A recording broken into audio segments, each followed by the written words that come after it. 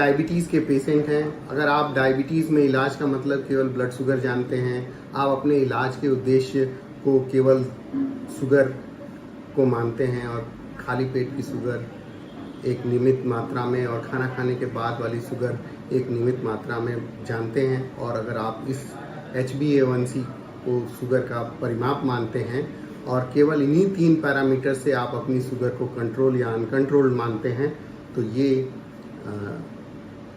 Information आपके लिए है। और इस YouTube चैनल के थ्रू आप लोगों को इस बारे में जानकारी देना चाहता हूं, और आप सही जगह पर हैं, आपका स्वागत है। तो अभिवादन स्वीकार करिए डॉक्टर आशुतोष मिश्रा का मधुमेह हृदयाघात मुक्त भारत प्रोग्राम में, जहां आज हम लोग बात करेंगे goals of treatment of diabetes और डायबिटीज़ के इलाज के लक्ष्य। हम सभी लोग जानते हैं कि डायबिटीज़ को शुगर के नाम से जाना जाता है, और डायबिटीज़ में अगर कोई भी व्यक्ति इलाज के लिए आता है तो वही सोचता है कि मेरी शुगर बढ़ी हुई है, जल्दी से जल्दी नॉर्मल हो जाए। इस आपाधापी दौड़ भाग में ये बात को भूल जाते हैं कि ज़्यादा जल्दी तेज़ी से शुगर कंट्रोल करना भी मरीज के लिए हानिकारक हो सकता है। और डायबिटीज़ को कंट्रोल कैसे करें, डायबिटीज़ के ट्रीटमेंट टारगेट क्या केवल ब्लड शुगर हैं? ऐसा बिल्कुल नहीं है। डायबिटीज़ के ट्रीटमेंट टारगेट शुगर के अलावा भी बहुत सारी चीज़ें हैं, और इन सारी चीज़ों को मिलाकर शुगर का इलाज होता है। केवल शुगर और शुगर कंट्रोल का मतलब डायबिटीज़ में केवल 10 या 15% ही ट्रीटमेंट है, बाकी सारी चीज़ें उसके साथ अलग हैं। तो आइए जानें डायबिटीज़ में इलाज के लक्ष्य का। तो शुरुआत करते हैं पहला डायबिटीज़ का लक्ष्य, जो कि ब्लड शुगर है। तो शुगर हम लोग कहते हैं कि डायबिटीज़, चूँकि इसका नाम शुगर है, इसलिए हम लोग शुगर के टारगेट के बारे में बात करेंगे। तो 4D ऑफ शुगर कंट्रोल होना चाहिए। 4 dimension of blood sugar control होना चाहिए। वो 4 डायमेंशन क्या क्या हैं? ब्लड शुगर फास्टिंग 70 से लेके 130 तक, पोस्ट पेरेंडियल ब्लड ग्लूकोज 140 से 180 plus minus 15%, HbA1c 6.5 to 7.2 7.3 depending upon individual target of the patient. कैसा रहता है, किस तरीके की शुगर कंट्रोल है, उसके आधार पर हम लोग टारगेट को डिसाइड करते हैं। चौथा आयाम हम लोग कहेंगे शुगर की फ्लक्चुएशन को, मतलब शुगर कितनी तेजी से ऊपर जा रही है, नीचे जा रही है, इसका परिमाण। तो 4 आयाम हो गए, फास्टिंग, PP, HbA1c और शुगर का फ्लक्चुएशन। शुगर का फ्लक्चुएशन यूजुअली SMBG या इस तरीके की APG डिवाइसेस के द्वारा कंट्रोल किया जाता है, और हम लोग इसको नापते हैं कि ये कैसे शुगर बढ़ रही है, घट रही है, क्या चीज़ें रह रही हैं, इस तरीके से चीज़ों को नापते हैं। तो ये 4 आयाम हो जाते हैं शुगर कंट्रोल के। और शुगर कंट्रोल में शुगर फ्लक्चुएशन के आयाम को बोलते हैं time in range. Time in range मतलब वो समय जो आप 80 से लेके 180 के बीच में, 70 से 180 के बीच में बिताते हैं, उसको हम लोग बोलते हैं टाइम इन रेंज। तो टाइम इन रेंज का टारगेट हम लोग ये मान के चलते हैं कि अगर 70 से लेके 75% से ऊपर है तो आपका शुगर कंट्रोल बहुत अच्छा है, और अगर 50% से कम है तो ये खराब माना जाता है। तो आइए और बात कर लेते हैं ब्लड प्रेशर का। ब्लड प्रेशर का टारगेट भी डायबिटीज़ में एक बहुत इंपॉर्टेंट टारगेट है, और ऐसा माना जाता है कि जितना फ़ायदा आपको शुगर कंट्रोल से होगा, कमो बेस उतना फ़ायदा या उससे ज़्यादा फ़ायदा आपको ब्लड प्रेशर कंट्रोल करके भी होगा। और ब्लड प्रेशर कंट्रोल करना आसान है बनस्पत की ब्लड शुगर कंट्रोल करने के लिए कई सारी कंडीशन में। तो हम लोग जानते हैं कि डायबिटीज़ में ब्लड प्रेशर की जो इलाज का लक्ष्य है वो क्या है। तो अधिकतर गाइडलाइंस ये कहती हैं कि डायबिटीज़ में ट्रीटमेंट टारगेट ब्लड प्रेशर का 130-80 है। तो 130-80 के आसपास आपका ब्लड प्रेशर कंट्रोल होना चाहिए। तो ये तो हो गई ब्लड शुगर के टारगेट की बात, लेकिन बहुत कम लोग जानते हैं कि standing blood pressure, postural drop of blood pressure, मतलब खड़ा होने पर ब्लड प्रेशर जो गिरता है उसका भी एक ट्रीटमेंट टारगेट होता है। और कोई व्यक्ति जो बैठकर ब्लड प्रेशर लिया जाता है और खड़ा होकर अगर ब्लड प्रेशर लेते हैं और 10 मिलीमीटर ऑफ Hg से ज़्यादा अगर ब्लड प्रेशर का ड्रॉप होता है तो ये आपके लिए खतरनाक हो सकता है। ये ऑटोनॉमिक न्यूरोपैथी का एक साइन हो सकता है। इसको आपके डॉक्टर से ज़रूर डिस्कस करना चाहिए। इसके अलावा आजकल कई मशीनें आ गई हैं जो सेंट्रल ब्लड प्रेशर को रिकॉर्ड करती हैं। जो हमारे बड़ी वेसल्स हैं उनमें जो ब्लड प्रेशर है उसको सीधा रिकॉर्ड कर पाती हैं। तो postural blood pressure, central blood pressure और अमूमन नॉर्मली जो लिया जाने वाला ब्लड प्रेशर डायबिटीज़ में रिकॉर्ड किया जाना चाहिए, और इसके भी इंडिविजुअल टारगेट होते हैं जो मरीज को डिस्कस करने चाहिए अपने डॉक्टर्स के साथ। इसके अलावा बहुत कम लोग जानते हैं कि डायबिटीज़ में वज़न भी एक इलाज का उद्देश्य होता है, और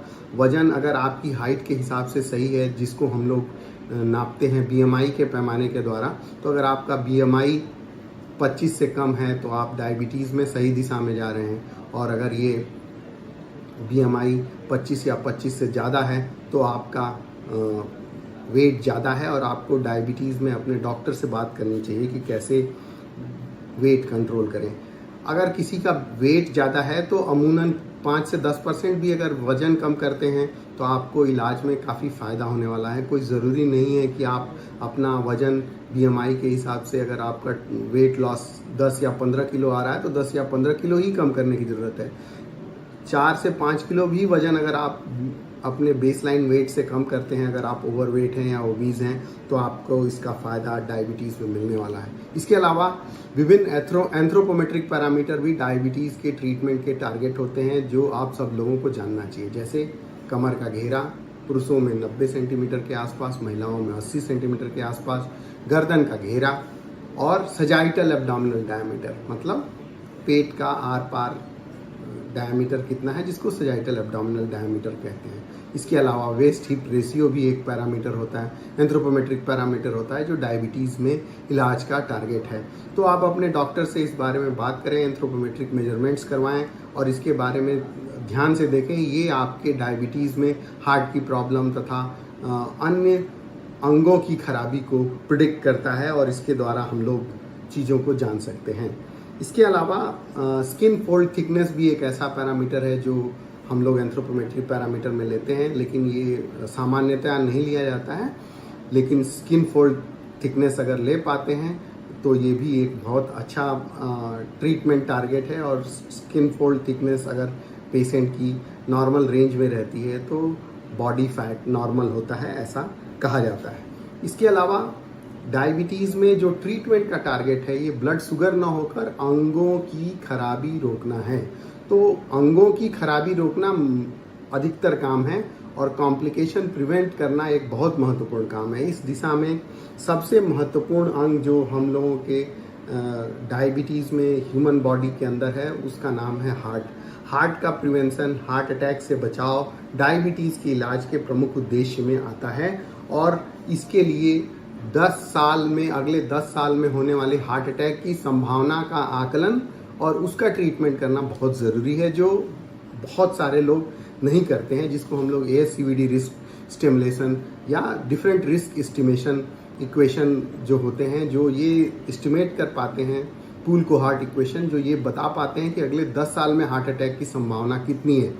तो वो पॉपुलेशन स्पेसिफिक एस्टिमेशन होना चाहिए, और अगले 10 साल में हार्ट अटैक की संभावना कितनी है, ये लिपिड प्रोफाइल, उम्र, स्मोकिंग है कि नहीं है, इन सारी चीज़ों के आधार पर डिसाइड होता है। और ये इंटरनेट पे आजकल फ्रीली अवेलेबल है, और आप ASCVD, क्यूरिस, JBS जैसे रिस्क सिस्टम फॉलो कर सकते हैं, और आप ये देख सकते हैं कि अगले 10 साल में आपकी हार्ट अटैक होने की संभावना कितनी है, और जो इलाज चल रहा है उससे हार्ट अटैक होने की संभावना कम हो रही है कि नहीं, ये बहुत इंपॉर्टेंट है।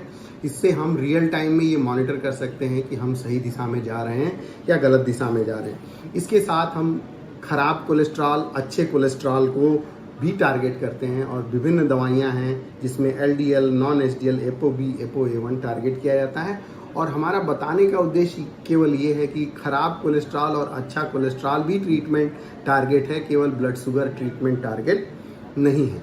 इसके अलावा पेट के अंदर की फैट बहुत इंपॉर्टेंट है, और जिसका किसी का आपने देखा होगा अगर पेट निकला हुआ है तो ऐसे लोगों को हार्ट अटैक होने की संभावना ज़्यादा होती है, गुर्दे खराब होने की संभावना ज़्यादा होती है। आजकल ऐसी मशीनें आ गई हैं जो सीधा नाप सकती हैं कि आपके पेट के अंदर की फैट कितनी है, तो वो भी एक अच्छा ट्रीटमेंट टारगेट है। और यूजुअली ये 5% से कम हम लोग विसरल एडिपोसिटी रखते हैं, जो विसरल एब्डोमिनल फैट होता है, इसको 5% से कम रखते हैं।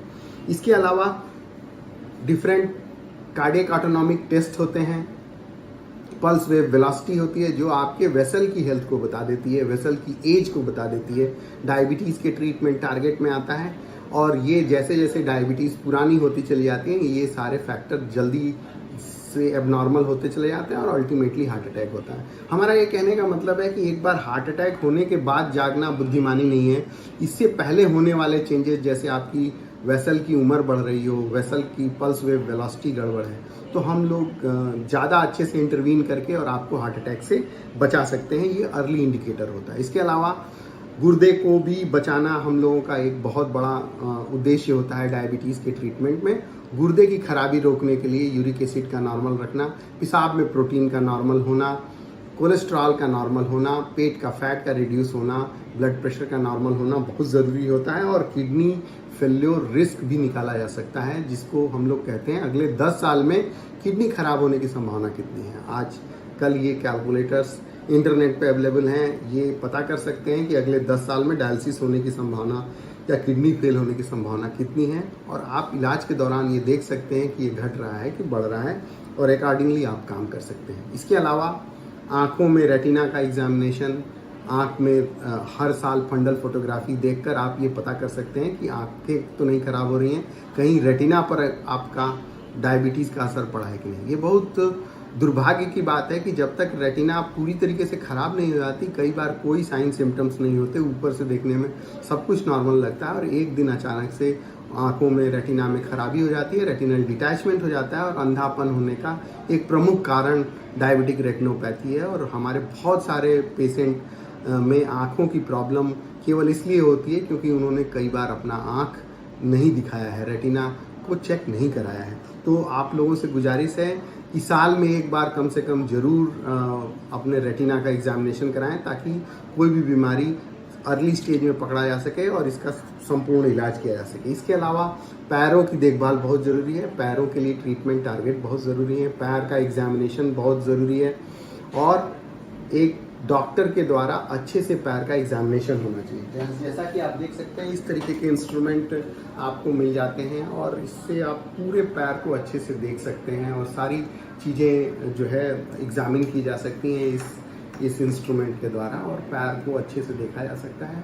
और पैर के फुटवेयर को मरीज को एडवाइस किया जा सकता है, जो पेशेंट स्पेसिफिक होता है। कहने का मतलब ये है कि हर मरीज के हिसाब से डायबिटीज़ का अलग जूता होता है, तो डॉक्टर जो एडवाइस करे जिस तरीके के फुटवेयर, वैसे फुटवेयर पहनना चाहिए, और ये भी डायबिटीज़ में एक ट्रीटमेंट टारगेट होता है। इसके अलावा डेंटल हाइजीन का होना, लकवे की प्रोबेबिलिटी कम होना, लीवर में फैट का नहीं होना, सेक्सुअल हेल्थ का सही होना, और बोन हेल्थ का सही होना, ये बहुत इंपॉर्टेंट पार्ट है। और कई बार डायबिटीज़ में लोगों की याददाश्त भी कमज़ोर हो जाती है, जल्दी जल्दी चीज़ें भूलने लगते हैं। ऐसे लोगों को भी डायबिटीज़ में विशेष ख्याल रखना चाहिए, कहीं याददाश्त तो कमज़ोर नहीं हो रही है। आजकल हम लोग अपने क्लिनिक में ऐसे पेशेंट जिनको याददाश्त की गड़बड़ी होती है, मिनी मेंटल स्कोरिंग सिस्टम के थ्रू पता कर लेते हैं कि उसमें याददाश्त तेज़ी से डिटीरिएट हो रही है, कोई अन्य कारण तो नहीं है। इसके अलावा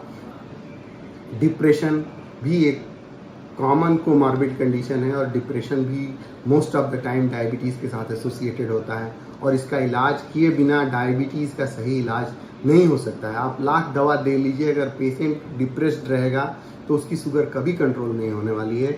और डायबिटीज़ में डिप्रेशन को कैसे ट्रीट करना है, ये एक अलग ट्रीटमेंट टारगेट है, और इसके बारे में ज़रूर से ज़रूर बात होना चाहिए। इसके अलावा इन्फेक्शन कंट्रोल के बारे में बात होना चाहिए। वैक्सीन कौन सी सालाना लगनी है, influenza vaccine, hepatitis B vaccine, ये बहुत ज़रूरी है।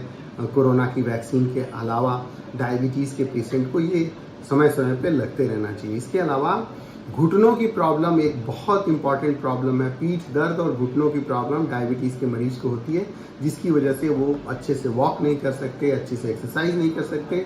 तो ऐसे पेशेंट को जो भी कारण निकल के आए, इसको सही से इलाज होना चाहिए। ऑस्टियोआर्थराइटिस है तो सही से इलाज होना चाहिए, और इन पेशेंट की ऑस्टियोआर्थराइटिस या बैक पेन का जो भी कारण है, उसके हिसाब से उनकी एक्सरसाइज एडवाइस होना चाहिए।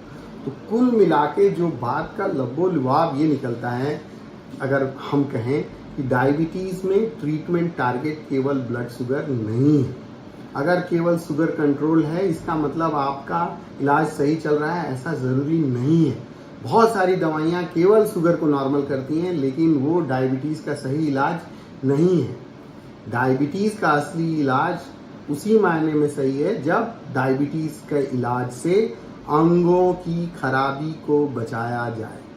अगर अंगों की खराबी को बचाने का उपाय नहीं करते हैं, ब्लड प्रेशर, कोलेस्ट्रॉल, आँख का, पैर का, लकवे की संभावना, लीवर में फैट और विभिन्न इन्फेक्शन का बचाव का अगर काम नहीं करते हैं तो हम डायबिटीज़ का इलाज प्रैक्टिकली नहीं कर रहे हैं। तो इसके बारे में जागरूकता आइए मिलकर लोगों तक फैलाएं, बताएं और goals of treatment of diabetes ज़्यादा से ज़्यादा लोगों तक शेयर करें ताकि हमारे समाज में ज़्यादा से ज़्यादा डायबिटीज़ के ट्रीटमेंट के प्रति अवेयरनेस आ पाए।